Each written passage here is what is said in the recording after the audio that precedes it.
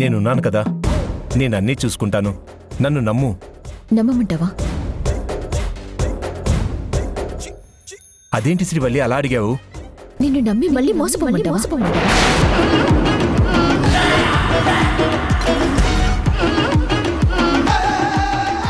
మోసపోవడం ఏంటి? ఎందుకంటే నువ్వు మోసగాడు కాబట్టి.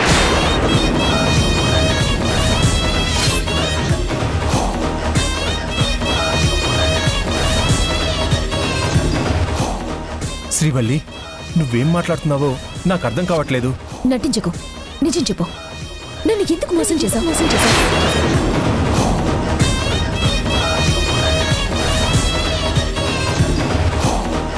చెప్పు త్రిదేవ్, నాకు సమాధానం కావాలి. నన్ను ఎందుకు మోసం చేశావు? శ్రీవల్లి, నువ్వేం మాట్లాడుతున్నావో నాకు అర్థం కావడం లేదు. నిన్ను మోసం చేయడం ఏంటి? నటించకు. నీ గురించి నాకు మొత్తం తెలిసిపోయింది.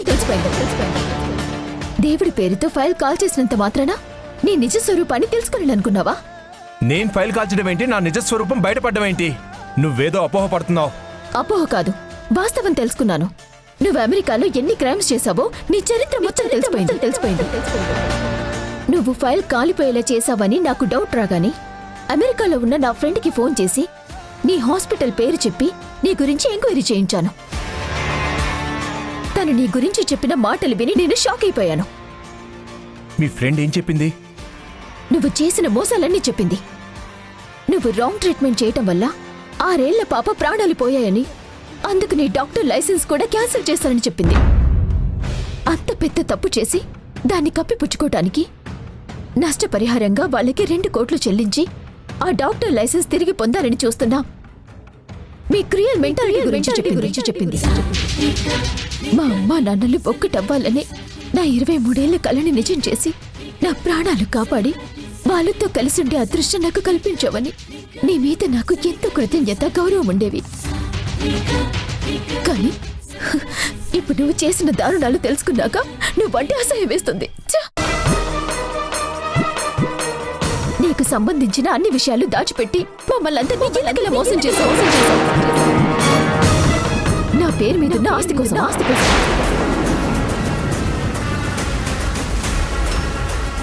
డబ్బు కోసమే ఇదంతా చేసావా? అందుకేనా నా మెళ్ళ బలవంతంగా తాళి కట్టింది? చెప్పు.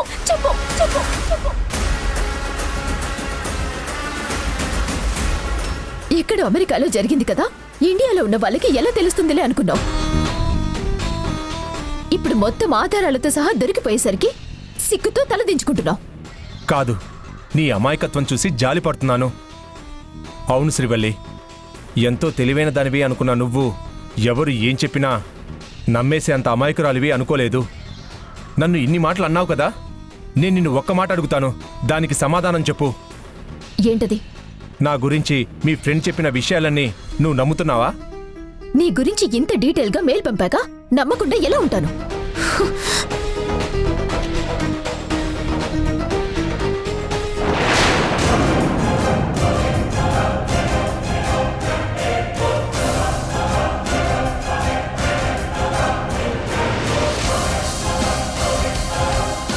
కళ్ళ ముందు సాక్ష్యాలు కనపడుతున్నా నమ్ముతున్నావా అని అడుగుతున్నావు. ఇవన్నీ అబద్ధాలు అంటావా? నువ్వేం తప్పు చేయలేదంటావా? చూడటానికి ఉప్పు కర్పూరం రెండూ ఒకేలా ఉంటాయి. రుచి చూస్తే గాని వాటి గుణం తెలుసుకోలేము. అలాగే కంటితో చూసే ప్రతిదీ కూడా నిజం కాదు. నాణానికి ఒకవైపు బొమ్మ, మరోవైపు బొరుసున్నట్టే జరిగే ప్రతి సంఘటనకి రెండో యాంగిల్ అనేది ఒకటి ఉంటుంది. అది కూడా తెలుసుకున్నప్పుడే మనం ఏదైనా మాట్లాడాలి. తప్పు చేసిన ప్రతివాడు ఇలాగే ఏదో ఒక కారణం చెప్పి తనని తను సమర్థించుకోవాలని చూస్తాడు. నేను ఏ తప్పు చేయలేదు. పదే పదే ఆ మాటని నన్ను హింసించకు. నేను పాపకి రాంగ్ ట్రీట్మెంట్ చేయడం నువ్వు చూసావా? నేను హాస్పిటల్లో డ్రగ్స్ అమ్మడం నువ్వు చూసావా? ఇప్పుడు ఫోన్లో చూపించిన ఏ నేరమైనా నువ్వు ప్రత్యక్షంగా చూసావా? లేదు కదా. అలాగే నీ ఫ్రెండ్ ఏమన్నా ప్రత్యక్షంగా చూసిందా? లేదు కదా. ఒక్కోసారి మన కళ్ళే మనల్ని మోసం చేస్తాయి. అలాంటిది నీ కంటితో చూడకుండానే నేను మోసగాడినని ఎలా నమ్ముతున్నావు? ఇన్ని రోజులు నీతో ఉన్నాను, నేను ఎలాంటివాణ్ణో నీకు తెలీదా? ఒక్కసారి నీ అంతరాత్మని అడిగి చూడు. నీకు నిజం తెలుస్తుంది. డాక్టర్ అనేవాడు ప్రాణాలని కాపాడాలనే చూస్తాడు తప్ప తీయాలనుకోడు. మరి అక్కడ అలాగే ఉంటుంది. అమెరికాలో రేసిజం గురించి నీకు తెలీదు. అక్కడున్న వైట్కి బ్లాక్ అంటే పడదు.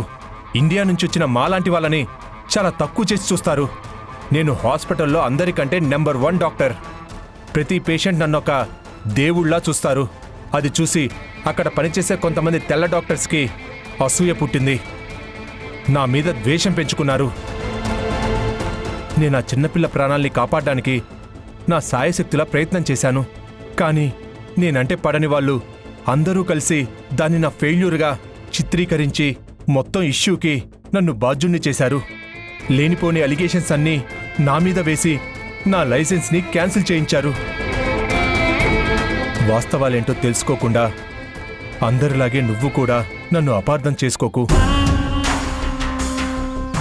ఈ విషయాలన్నీ నా భార్యవైన నీకు చెప్పాలి, చెప్దామనే అనుకున్నాను. కానీ నువ్వు ఆల్రెడీ ప్రేమించిన వాణ్ణి మర్చిపోలేని బాధలో ఉన్నావు. ఇలాంటి టైంలో నా గురించి చెప్పి నిన్ను ఇంకా బాధ పెట్టకూడదని చెప్పలేదు. అంతేగాని దాచిపెట్టి నిన్ను మోసం చేయాలని కాదు. ఈ ప్రపంచంలో నా గురించి ఎవరు ఏమనుకున్నా నేను పట్టించుకోను. కానీ నువ్వు నా గురించి చిన్న విషయంలో తప్పుగా అనుకున్నా నేను తట్టుకోలేను. నువ్వు నన్ను మోసగాన్ని అన్నందుకు నాకు బాధగా లేదు. ఎందుకంటే నేనేంటో, నా నిజాయితీ ఏంటో ఆ దేవుడికి తెలుసు, నా మనస్సాక్షికి తెలుసు. కానీ డబ్బు కోసమే నేను నిన్ను పెళ్లి చేసుకున్నాను అన్నావే, ఆ మాటకి నేను మనిషిగా చచ్చిపోయాను. అనుమానించిన భార్యతో కలిసి బతకడం కన్నా ఆనందంగా ప్రాణాలు వదిలేయడం మేలు. జరిగిందంతా నీకు క్లియర్గా చెప్పాను. అయినా నువ్వు నమ్మవని నాకు తెలుసు. అందుకే నేను పోయాకైనా నా నిజాయితీని అర్థం చేసుకుంటావని ఆశిస్తున్నాను. ఏం చేస్తున్నావు? వద్దు, దగ్గరికి రావద్దు. నువ్వు దగ్గరికి వస్తే నేనేం చేసుకుంటానో నాకే తెలీదు. ఏంటిది? నీకేమైనా పిచ్చా? ఎందుకు ఇలా చేస్తున్నావు? పిచ్చి కాదు శ్రీవల్లి, ప్రేమ. పెళ్లికి ముందు నువ్వెవరో నాకు తెలియకపోవచ్చు. కానీ పెళ్ళైన దగ్గర నుండి నిన్ను ప్రాణంగా ప్రేమించాను. నీకోసమే బతకాలనుకున్నాను. అవసరమైతే నీకోసమే చావాలనుకున్నాను. ఒక మనిషి ప్రాణం తీయడానికి ఆయుధాలు అక్కర్లేదు. అనుమానం, అవమానం ఈ రెండూ చాలు. వాటితోనే ఇప్పుడు నువ్వు నన్ను చంపేశావు. నా గురించి బాధపడకు. ఒక మంచివాణ్ణి మోసగాడిగా గుర్తించినందుకు గర్వపడు. నా మాట విను ప్లీజ్. రిస్ట్ దగ్గర కోసుకుంటే బ్లడ్ ఎక్కువపోయి గంట సేపట్లో ప్రాణం పోతుంది. దాని గురించి నాకు భయం లేదు. కానీ నేను చెప్పేది మాత్రం విను. నేను ఎటువంటి తప్పు చేయలేదు. ఆస్తి కోసం నీ మెడలో తాళి కట్టలేదు. నీ ప్రాణాలు కాపాడడం కోసం మాత్రమే కట్టాను. ఇది నేను పోయాకైనా నువ్వు రియలైజ్ అయితే నాకంతే చాలు. బ్లడ్ ఎక్కువపోతుంది త్రిదేవ్, నా మాట విను, కట్టించుకో. పోనీ శ్రీవల్లి, ఏం పర్వాలేదు. నమ్మకం లేని ఇద్దరు మనుషులు కలిసి ప్రయాణం చేయలేరు. అందుకే నా ప్రయాణం ఈ రోజుతో ముగిస్తున్నాను. అలా మాట్లాడుకు త్రిదేవ్, నేను నీ మాట నమ్ముతున్నాను. ఇలా మొండిగా మాట్లాడి నీ ప్రాణాల మీదకి తెచ్చుకోకు ప్లీజ్. నా మాట విను. నువ్వు నా భర్తవి, నా మనిషివి. నీకు నేనేం కానివ్వను. కూర్చో.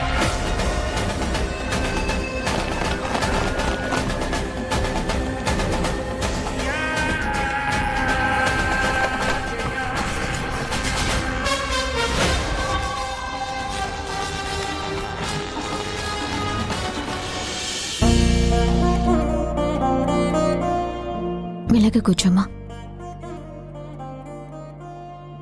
ఏం శ్రీవల్లి ఇది?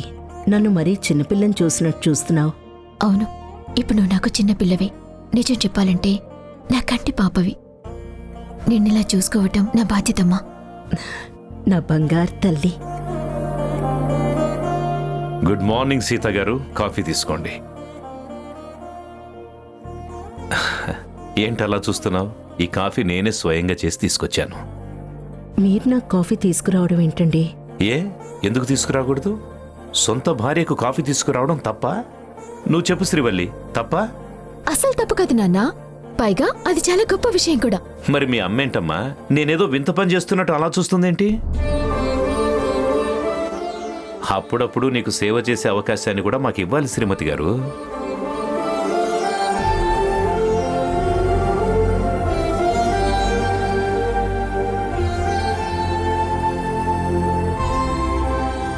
మొదటిసారి కాఫీ పెట్టినా నాకన్నా చాలా టేస్ట్గా చేశారండి. కాఫీ చాలా బాగుంది.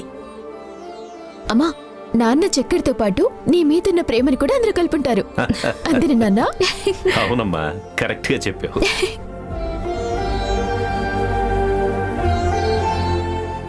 రాత్రి ఎంతో పెద్ద సాహసం చేసి శ్రీవల్లికి నా మీదున్న అనుమానాలు, అపార్థాలు అన్నీ తొలగించాను. ఇప్పుడు అత్తయ్య మీద అభిమానం చూపించి శ్రీవల్లి దగ్గర మార్కులు కొట్టేయాలి.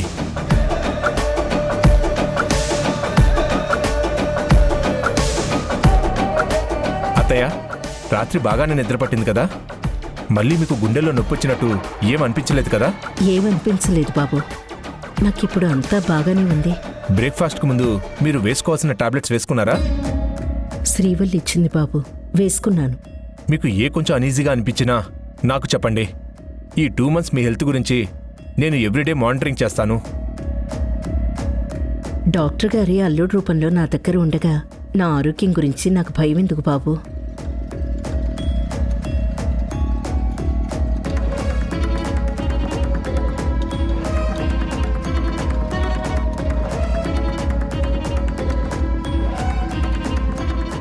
ఆర్తి, మీ తమ్ముడి చేతి కట్టుకట్టుందేంటి? ఏమైంది? నాకేం తెలుసు కేశవా, నేను ఇప్పుడే చూస్తున్నాను. అడుగుదాం పదా. త్రిదేవ్, చేతికేమైందిరా?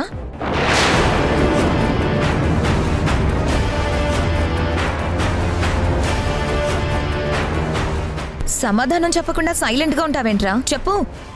అది అక్క, అది చిన్న గాయమైంది అంతే.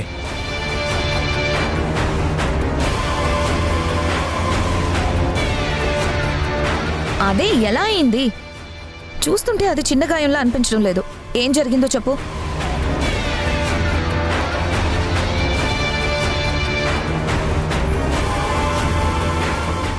ఇందాక గదిలో వాళ్ళ మధ్య ఏదో జరిగింది. అందుకు వీడిలా చేయి కోసుకున్నట్టు డ్రామా ఆడుతున్నట్టున్నాడు.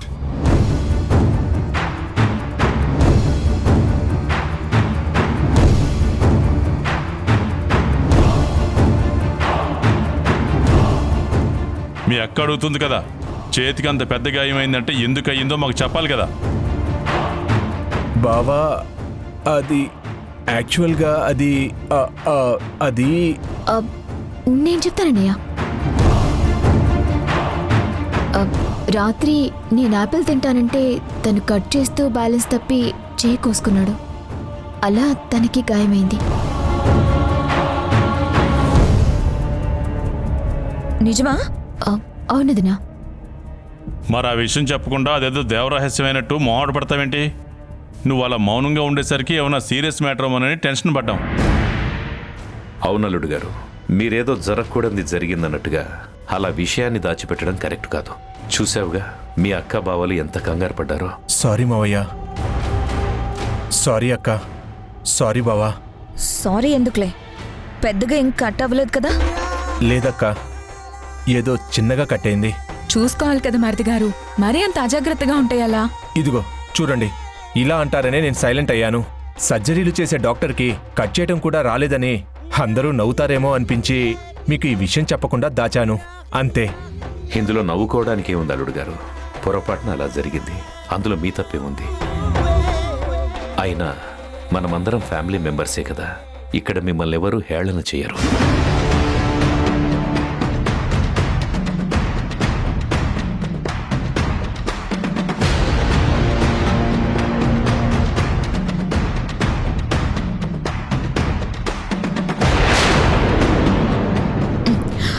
నీ చేతికి ఎలా గాయమైందో ఇప్పుడు చెప్పరా. అంటే ఇందాక శ్రీవల్లి చెప్పింది అబద్ధమని మీకు తెలిసిపోయిందా? నువ్వు పీకల కోసే రాకవు. నీకు యాపిల్ కోయడం రాలేదంటే మేవెలా నమ్ముతాం అనుకున్నావు? అందరూ నమ్మే విధంగా తను బాగా యాక్ట్ చేసి కన్విన్స్ చేసింది కదా. అది అబద్ధమని మీకెందుకు అనిపిస్తుందో నాకు అర్థం కావడం లేదు. తను చెప్పిందే నిజమక్క. యాపిల్ కట్ చేస్తుంటేనే నా చెయ్యి తెగింది. కేశవ, వీడు మన దగ్గర కూడా యాక్టింగ్ స్టార్ట్ చేశాడు. రేయ్, నిజంగా అదే జరుగుంటే ఆ విషయం నువ్వే చెప్పేవాడివి. తెలివిగా శ్రీవల్లితో చెప్పించేవాడివి కాదు. ఏంటి అలా చూస్తున్నావు? నేను శ్రీవల్లితో సమాధానం చెప్పించాలని చూశానని నువ్వెలా కనిపెట్టావు? మీ ఇద్దరు ఒకరినొకరు చూసుకోవడం మేము గమనించాం. నువ్వు ఇబ్బంది పడుతున్నట్టు ఓవర్ యాక్టింగ్ చేస్తుంటే శ్రీవల్లి అబద్ధం చెప్పి కవర్ చేసింది. అప్పుడు నువ్వు పక్కకి తిరిగి కన్నింగా నవ్వుకోవడం కూడా మేము చూసాం. సో ఇక నువ్వు మా దగ్గర కవర్ చేయలేవు, కానీ ఏం జరిగిందో చెప్పు. రాత్రి చాలా పెద్ద ప్రమాదం తప్పింది బావా. అవునా? ఏమైందిరా? ఏం జరిగిందంటే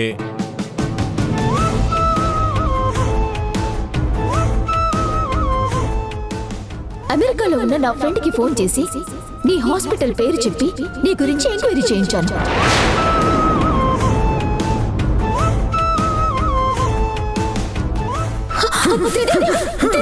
ఏం చేస్తున్నావు? వద్దు, దగ్గరికి రావద్దు.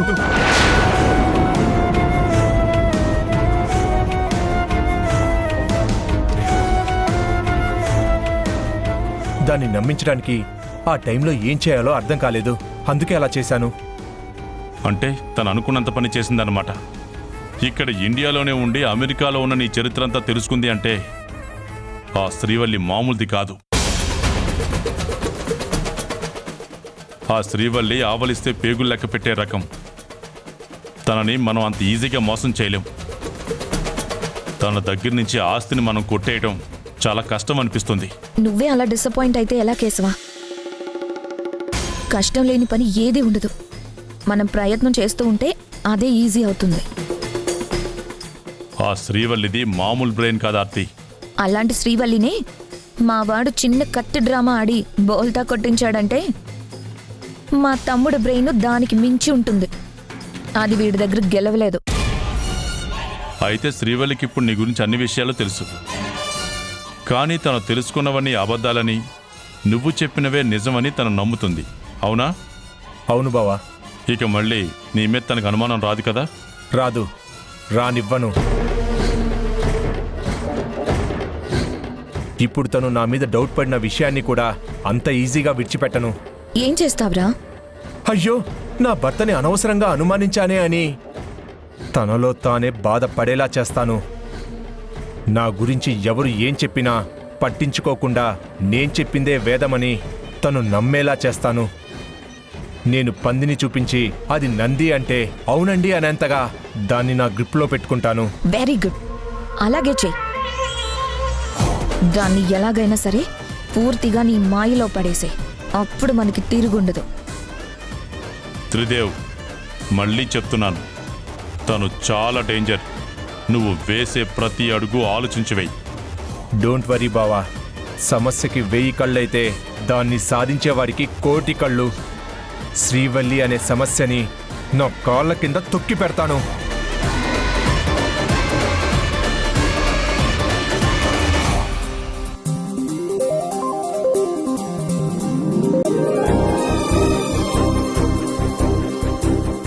ఈ స్వీట్స్ అంటే త్రిదేవ్కి బాగా ఇష్టం కదా.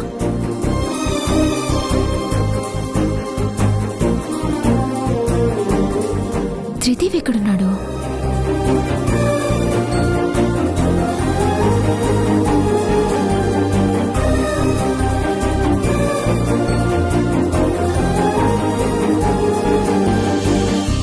నువ్విక్కడున్నావా?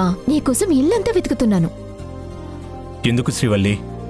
నీకిష్టమైన ఈ స్వీట్స్ ఇద్దామని. అయినా బయట ఇలా ఒంటరిగా నిలబడి ఏం ఆలోచిస్తున్నావు? ఏం లేదు, ఇంట్లో ఉంటే నీకు ఏదో రకంగా ఎదురుపడాల్సి వస్తుంది కదా. అలాగే నీకు నా మొహం చూపించాల్సి వస్తుంది. అందుకే ఇక్కడున్నాను. ఏం మాట్లాడుతున్నావు త్రిదేవ్? మనం భార్యాభర్తలం. మనం ఒకరికొకరం ఎదురుపడ్డాం, మొహం చూపించుకోవటం సాధ్యపడకుండా ఉంటుందా? ఎందుకని ఇలా మాట్లాడుతున్నావు? ఎందుకో నీకు నా మొహం చూపించాలంటే నాకు చాలా గిల్టీగా ఉంది శ్రీవల్లి. నీ మెడలో నేను కట్టిన తాళితో మీ అమ్మా నాన్నలకు శాప విమోచనం జరిగుండొచ్చు, కానీ అది తిరిగి నీకు శాపంగా మారింది శ్రీవల్లి.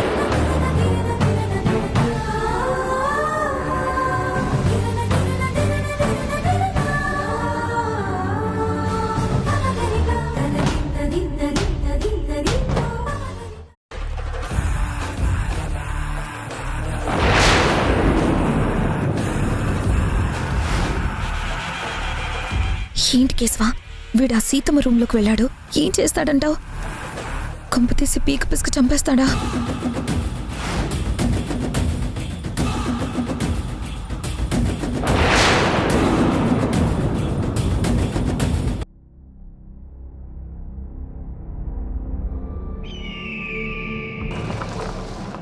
నువ్వు దయ్యాలున్నాయని నమ్ముతావా?